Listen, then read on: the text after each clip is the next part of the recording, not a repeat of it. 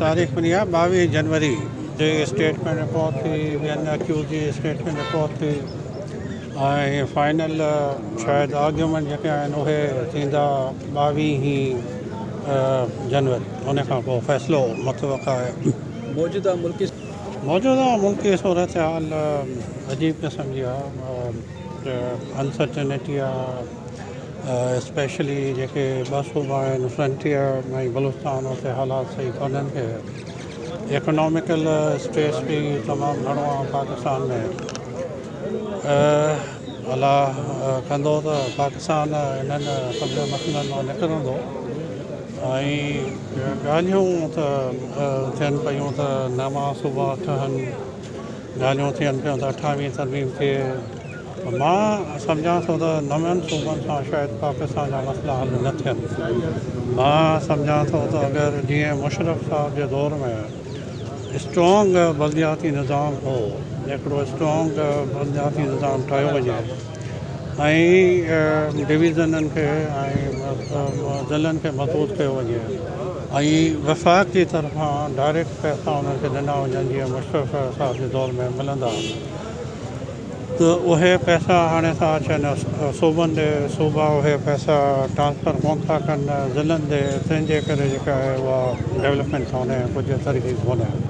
त अगरि स्ट्रॉन्ग बलदियाती निज़ाम ठाहियो वञे ज़िली सतह ते, डिवीज़न सतह ते, त मां सम्झां थो उन सां पाकिस्तान जा मसइला शायदि हल थी सघनि।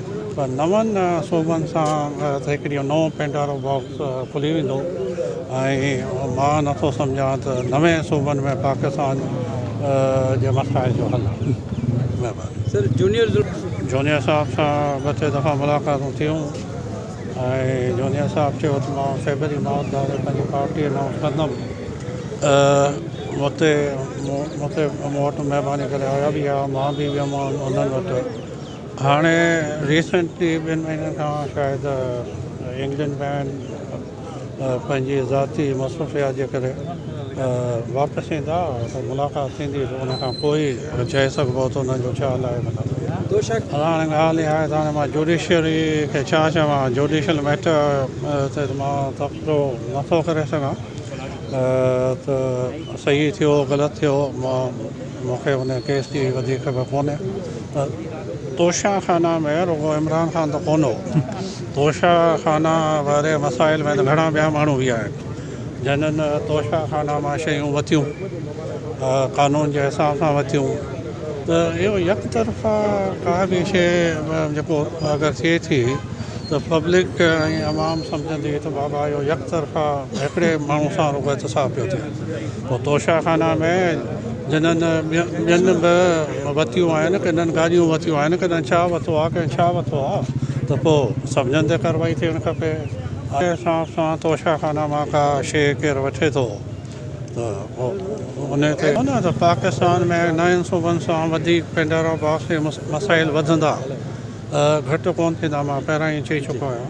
ऐं मां सम्झां थो त पाकिस्तान में अगरि बलदियाती निज़ाम खे मज़बूत कयो वञे ज़िली ऐं डिवीज़न सतह ते, त उन में पाकिस्तान जी बहितरी बि थी सघे थी ऐं पाकिस्तान जे मसाइल ऐं अवाम जे मसाइल जो हल बि निकिरी सघे। 13 खां वठी GDA सां गॾु आहियूं ऐं GDA सां 13 में बि गॾु बीठासीं, इलेक्शन में बेटे निज़ाम ते बि गॾु जदोजहद कईसीं। ऐं अॻिते बि मां सम्झां थो त जेसि ताईं सभु पॉलिटिकल पार्टी गॾु हिकिड़े प्लेटफॉर्म ते कोन्हनि अगेंस्ट पीपल्स पार्टी, त पोइ वोट डिवाइड थो थिए ऐं वोट डिवाइड थो थिए त फ़ाइदो पीपल्स पार्टी खे थो थिए। असांजी हमेशह इहा कोशिशि रही आहे 13 खां वठी त सभु गॾिजी सॼी पीपल्स पार्टी जो मुक़ाबिलो कनि जीअं वोट डिवाइड न थिए ऐं अहिड़ी जेका भला सिंध ते क़ाबिज़ थी वई आहे उन मां छुटकारो हासिलु करे सघे। मज़ीद न्यूज़ एंड अपडेट्स के लिए इस चैनल को सब्सक्राइब करें।